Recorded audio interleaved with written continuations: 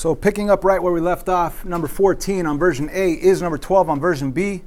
And let's look at our notes again.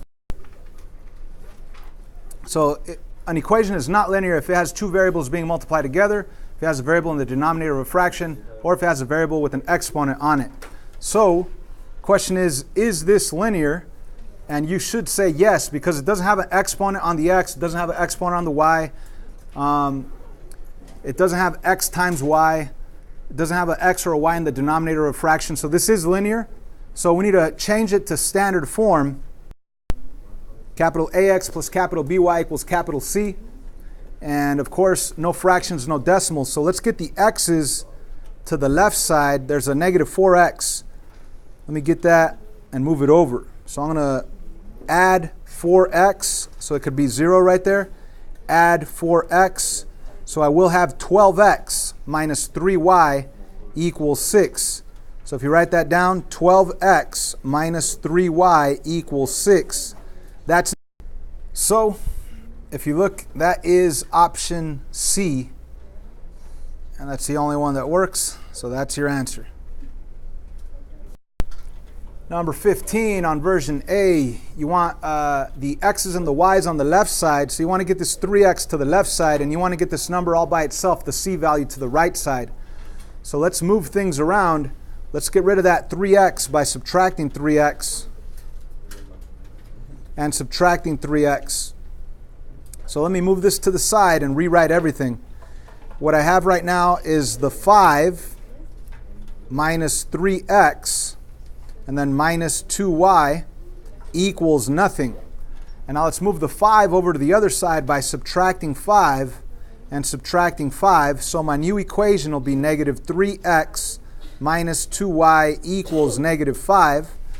And I'm pretty sure they changed the a value to be positive 1 by multiplying the whole thing times negative 1. Just change all the signs. So your final answer will be positive 3x plus 2y equals positive 5. That's your standard form equation. And hopefully that's enough to get the answer correct. Okay, it's either going to be A or B. A or B have the same equation. So we need to find the x and the y intercepts. So to find the x intercept, you have to set y equal to 0. Set y equal to 0. What I'm going to do is I'm just going to cover it up. So if I solve that, if I divide by 3 and divide by 3, it'll be 5/3. X equals 5/3. That's your x intercept value.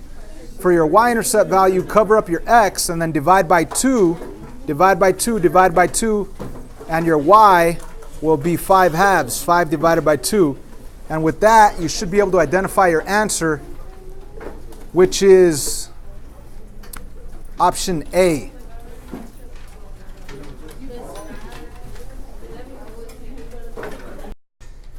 And if you're wondering what question this is on version B, it's actually number 11 on version B.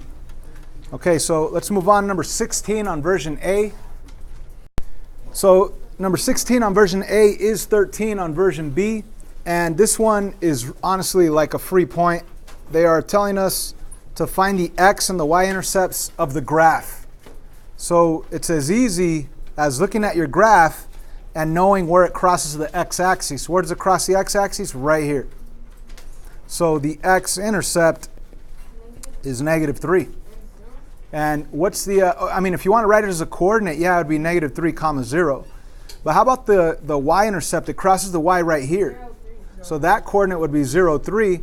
Or they might just say y-int is 3, positive 3. I think they use just the numeric values. Oh no, they actually give coordinates. My bad. Yeah. Okay, so the answer for the x-intercept is negative 3, 0. And for the y-intercept, it's 0, 3. So that would be option D. Okay, so that's number 16 on version A. That's actually number 13 on version B. And now it's time to move on to the open response portion. Again, on the previous video, it has all the other questions if you need them. So check video 1 on the review of this quiz to see the other questions. So let's jump to the open response. So right here, they ask us to do two graphs. One using an XY table, which is kind of insignificant now because what we learned yesterday is y equals mx plus b. We could graph this super easy. For example, what's the m? It's 2/3. What's the b? It's -1. So you already know that it crosses at -1, and you go up 2 over 1, 2, 3, put a dot there, connect the dots, and that's your line right there. So we're actually able now to graph this without doing any math at all. But on this one, I did want to see some math. I did want to see the x and y table. So I did want to see certain inputs like 0. 0 always works. I would also do 3 and -3. Perfect. Okay, now you could do 6. I'll give you credit for 6, but 6 is technically off the graph. Think about the x value of 6. 1, 2, 3, 4, 5, 6. I'm off the graph. So it's better to use -3 and +3. So once again, to plug in 0, I need to rewrite my equation. 2/3 times 0 minus 1. So I'm plugging in 0. 2/3 times 0, this is 0. So 0 take away 1, that's just -1. So for my input 0, I get out a -1. Let me rewrite my equation. 2/3 times x minus 1. Now I'm going to plug in a 3 this time, right? The 3 is going to go right in here. So let me plug in 3. And of course, the 3 on top and the 3 on the bottom cancel out. And I'll have 2 take away 1, which is 1 left over. So 3, 1 is a coordinate. And last but not least, let me rewrite it a final time. 2/3 times x minus 1.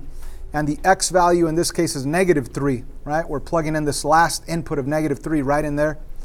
And of course, again, -3 divided by 3 cancels out, and that gives you -1.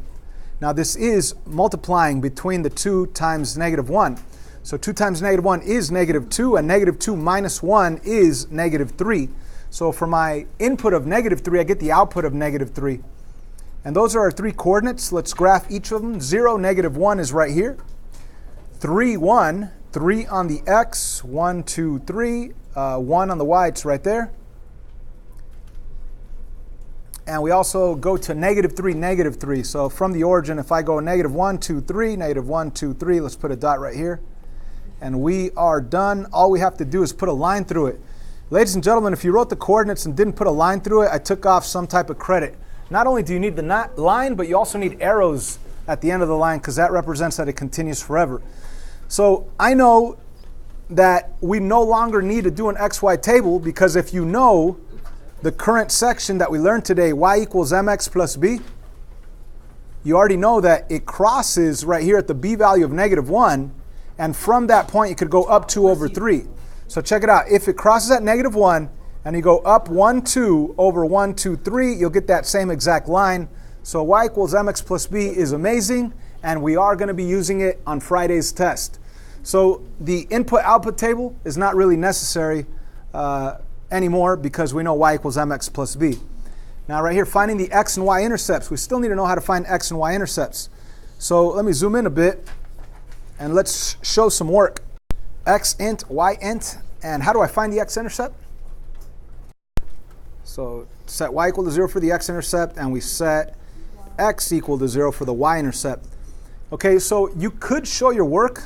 I want to show my work. 2 times x plus 4y, I want to put 4 times 0 equals -8. All I did was rewrite the equation, but instead of y, I want to put a 0 in there.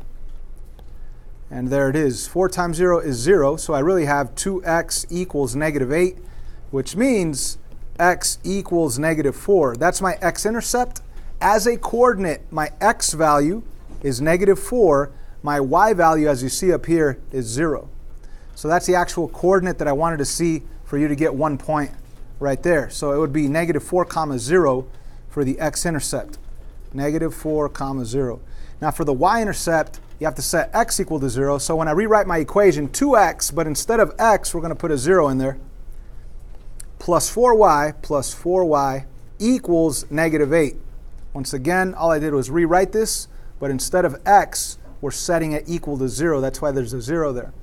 And of course, when you work it out, 2 times 0 is nothing. You have 4y equals -8. Divide by 4.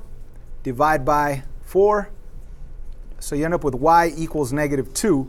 Now this is our y-intercept.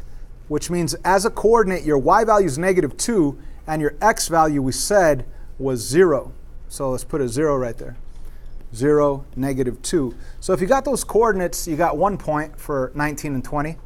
And for the other point, for 20, you actually have to graph them correctly. So if you want to graph the x-intercept at -4, go to your x-axis, go to -1, 2, 3, 4, and that's a coordinate -4, 0. So you put a dot right there at -4, 0. For your y-intercept, here's your y-axis. It's going to cross the y where? At -2. So if you go to -2, that's a coordinate 0, -2. So let's put a dot right there. And we are done. All we have to do is draw a line through it, put some arrows on it, and we get the second point. There will be some open response graphing on Friday's test in addition to the multiple choice that we're going to have on Friday's test. So please watch these 2 videos and make sure that you understand it, because these exact questions, or very similar to them, are going to come out on Friday's test. The only added section is the 4.1, which was y equals mx plus b, and that's super easy. It crosses at this value, the y-axis, and you rise and run with whatever fractions in front of x.